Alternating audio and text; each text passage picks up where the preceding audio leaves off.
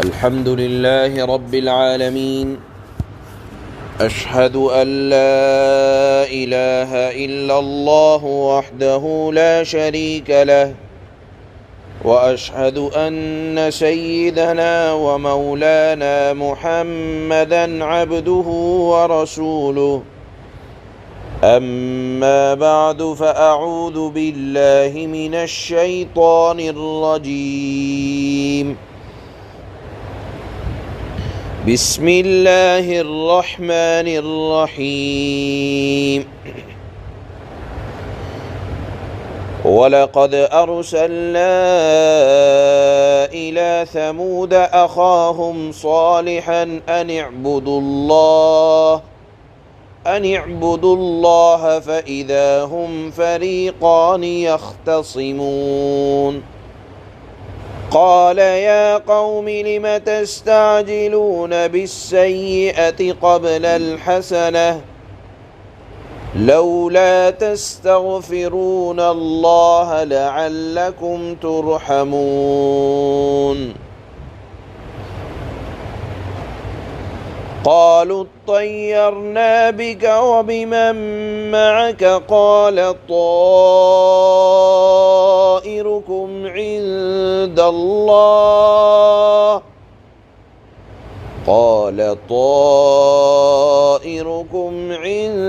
الله بل أنتم قوم تفتنون صدق اللہ مولانا العلی العظیم۔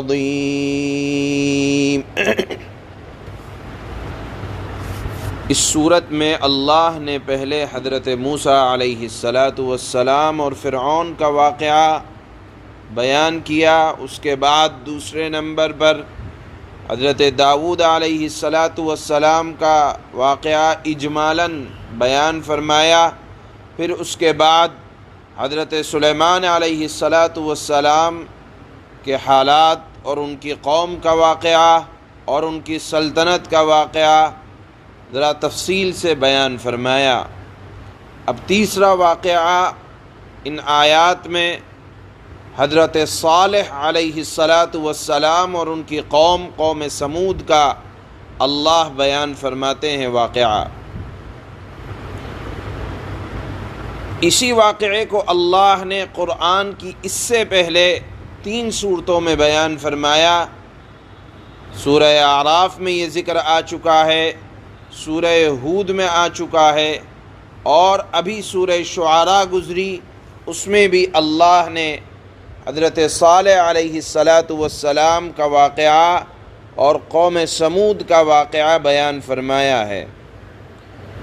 قرآن کریم کا یہ معجزہ ہے، آپ اعجاز کہیں اس کو قرآن کا، کہ قرآن ایک ہی واقعے کو مختلف صورتوں میں، مختلف صورتوں کے مضامین میں نئے انداز سے بیان کرتا ہے، لیکن واقعے کی حقیقت میں ذرا فرق نہیں آتا ہے۔ انداز نیا ہوتا ہے لیکن مضمون یا حقیقت واقعہ میں ذرا فرق نہیں آتا۔ کہیں ایک واقعے کو اللہ اجمال کے ساتھ مختصر انداز میں بیان فرماتے ہیں، اور کہیں اسی واقعے کو اللہ ذرا تفصیل سے بیان کرتے ہیں۔ جہاں جو چیز اللہ مناسب سمجھتے ہیں اس کو اتنی حیثیت دیتے ہیں۔ قرآن کا ان واقعات کو بیان کرنے کا مقصد واعظ ہوتا ہے، ڈرانا ہوتا ہے، یا مقصد یہ ہوتا ہے کہ حالات رکھ کر امت مسلمہ کو آگاہ کیا جائے، یہ ان واقعات کا مقصد ہوتا ہے۔ یہاں اس صورت میں حضرت صالح علیہ السلام کا جب ذکر فرمایا تو فرمایا کہ جب انہوں نے دین کی دعوت دی تو فرمایا ان اعبدوا اللہ، اللہ کی عبادت کرو۔ تو کیا ہوا؟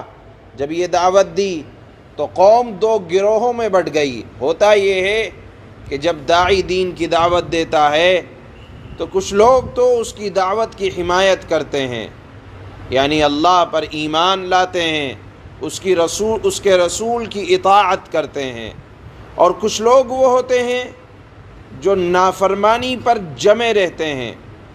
تو اللہ نے فرمایا کہ جب حضرت صالح علیہ السلام نے اپنی قوم کو دین کی دعوت دی، اللہ کی اطاعت کی بات کی، تو فَإِذَا هُمْ فَرِيقَانِ يَخْتَصِمُونَ، وہ دو فریق ہو گئے جو باہم جھگڑا کرنے لگے۔ کوئی کہتا ہے کہ حضرت صالح فرماتے ہیں اور ان کی متبعین کہ اللہ کی عبادت کرو، لیکن قوم ہے یا قوم کے وہ افراد جو اطاعت اللہ نہیں کرتے تھے وہ ان سے جھگڑنے لگے، آپس میں کشمکش شروع ہو گئی۔ یہی صورتحال چونکہ اللہ کے نبی صلی اللہ علیہ وسلم کے ساتھ بھی پیش آئی تھی جب آپ نے دین کی دعوت دی۔ چنانچہ گھر گھر میں جب ایمان کی دعوت پہنچی تو مثال کے طور پر بیٹا ایمان لے آیا اور باپ ابھی ایمان کے اندر داخل نہیں ہے، تو یہی کہانی جناب رسول اللہ صلی اللہ علیہ وسلم کے حالات پر بھی منطبق ہوتی تھی۔ چنانچہ اللہ نے حضرت صالح علیہ السلام کے حالات رکھے کہ اے نبی صلی اللہ علیہ وسلم، آپ اللہ کے پیغام کو گھر گھر پہنچاتے رہیں، اور اگر جو لوگ اللہ کی اطاعت کریں ان کو اپنے سے قریب کریں، اور جو لوگ اللہ کی اطاعت نہیں کریں آپ ان کو برابر سمجھاتے رہیں، جس طرح سے حضرت صالح علیہ السلام نے قوم کے منکروں کو اللہ کے عذاب سے ڈرایا اور دھمکایا اور فرمایا کہ اگر میرا کہنا نہ مانو گے تو تباہ ہو جاؤ گے، مگر حضرت صالح علیہ السلام کے زمانے کے کافروں کے کانوں پر جوں تک نہ رینگی۔ وہ لوگ گستاخی میں اور آگے بڑھ گئے اور کہنے لگے کہ تم جس عذاب کی ہم کو دھمکی دے رہے ہو، لا وہ عذاب کہاں ہے؟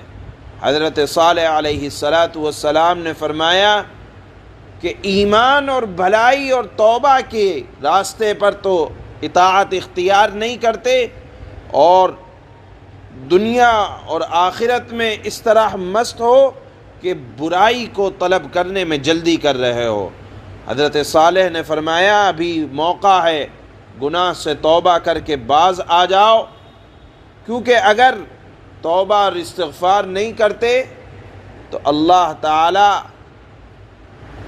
عذاب کے اندر تمہیں مبتلا کر دیں گے۔ اس کے جواب میں حضرت صالح کی قوم نے کہا کہ آپ جب سے آئے ہیں ہماری قوم کے اندر پھوٹ پڑ گئی ہے، گھر گھر لڑائی اور جھگڑے شروع ہو گئے ہیں، ہمارے دیوی دیوتا ایسا لگتا ہے کہ ہم سے ناراض ہو گئے ہیں، جب سے تم آئے ہو تمہارے آنے کی وجہ سے ہمارے دیوی دیوتا ناراض ہو رہے ہیں، اس لیے ہم پر، ہماری قوم پر سختیاں آ رہی ہیں، پریشانیاں آ رہی ہیں۔ حضرت صالح علیہ السلام نے فرمایا کہ یہ میرے آنے کی وجہ سے نہیں ہے، بلکہ تمہاری اللہ کی طرف سے نافرمانی کی وجہ سے ہے۔ قوموں کو جب بھی انبیاء نے سمجھایا تو قوموں نے اپنی برائی کا ٹھیکرا انبیاء کے سر پر رکھا۔ چنانچہ یہی حالات حضرت موسیٰ علیہ السلام کی قوم نے بھی کہا، اور فرمایا کہ کہا کرتے تھے کہ اگر کبھی فرعون اور فرعونیوں کے اوپر کبھی خرابی اور مصیبت آ پڑتی تو اس کو کہتے کہ حضرت موسیٰ اور ان کے ساتھیوں کی نحوست ہے، اور اگر کبھی کوئی اچھائی آتی تو کہتے یہ تو ہمارا حق تھا، ہمیں اچھائی پہنچنی تھی۔ یہی باتیں جناب رسول اللہ صلی اللہ علیہ وسلم کی ذات پر الزام لگائے۔ چنانچہ قریش کا ایک وفد ابو طالب کے پاس آیا اور کہا آ کر کہ اے ابو طالب، اپنے بھتیجے کو ہمارے حوالے کر دو جس نے تمہارے اور تمہارے باپ دادا کے دین کی مخالفت کی ہے اور تمہاری قوم میں پھوٹ ڈال دی ہے۔ اور ساری قوم کو جاہل بنا رکھا ہے۔ یہ بات کفار مکہ نے حضرت ابو طالب سے فرمایا۔ چنانچہ جب بھی کوئی قوم کا داعی کھڑا ہوتا ہے تو اس کو طرح طرح سے طنز کیا جاتا ہے، طعنہ دیا جاتا ہے۔ یہ مقصد ہے جناب رسول اللہ صلی اللہ علیہ وسلم کو تسلی دینے کا کہ اے نبی صلی اللہ علیہ وسلم، آپ دعوت دین کے سلسلے میں ذرا فکر نہ کریں۔ یہی حالات جب دین کی دعوت حضرت صالح علیہ السلام نے دی اپنی قوم کو، تو قوم نے کیا کہا کہ تمہاری وجہ سے ہمارے اوپر برائیاں آ رہی ہیں۔ حضرت صالح نے فرمایا میری وجہ سے نہیں، بلکہ تمہاری بدقسمتی ہے کہ اللہ تعالیٰ نے تمہاری شرارتوں اور بداعمالیوں کی وجہ سے اللہ نے برائیاں تمہارے لیے مقدر فرمائی ہیں۔ یہ مضمون اللہ تعالیٰ نے حضرت صالح علیہ السلام اور ان کی قوم کا ان آیات میں بیان کیا ہے جو آج تلاوت ہو رہی ہیں۔ اللہ فرماتے ہیں وَلَقَدْ أَرْسَلْنَا إِلَى ثَمُودَ أَخَاهُمْ صَالِحًا أَنِ اعْبُدُوا اللَّهَ فَإِذَا هُمْ فَرِيقَانِ يَخْتَصِمُونَ، اور ہم نے سمود کے پاس، قوم سمود کے پاس ان کے برادری کے بھائی صالح کو بھیجا یہ پیغام دے کر کہ تم اللہ کی عبادت کرو۔ سو اچانک قوم سمود میں دو گروہ ہو گئے جو باہم جھگڑنے لگے، ایک ایمان والوں کا، ایک غیر ایمان والوں کا۔ قال يا قوم لم تستعجلون بالسيئة قبل الحسنة لولا تستغفرون الله لعلكم ترحمون۔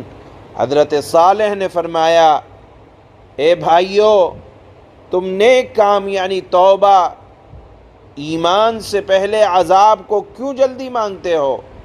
یعنی نافرمان لوگ کہنے لگے کہ صالح تم ہمیں عذاب سے ڈراتے ہو، لے آؤ عذاب۔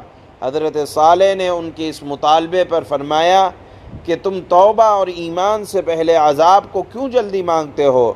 تم لوگ اللہ کے سامنے کفر سے معافی کیوں نہیں مانگتے جس سے توقع ہو کہ تم پر رحم کیا جائے؟ قالوا اطيرنا بك وبمن معك قال طائركم عند الله بل أنتم قوم تفتنون۔ قوم کہنے لگی یا قوم کے لوگ کہنے لگے کہ ہم تو تم کو اور تمہارے ساتھ والوں کو منحوس سمجھتے ہیں، گویا کہ ایمان والوں کو آج سے نہیں زمانے سے لوگ برا کہتے چلے آئے ہیں، لہذا کسی کے کہنے کی وجہ سے دین کی دعوت رکنی نہیں چاہیے۔ چنانچہ حضرت صالح کی قوم نے کہا کہ ہم تو تم کو اور تمہارے ساتھ والوں کو منحوس سمجھتے ہیں۔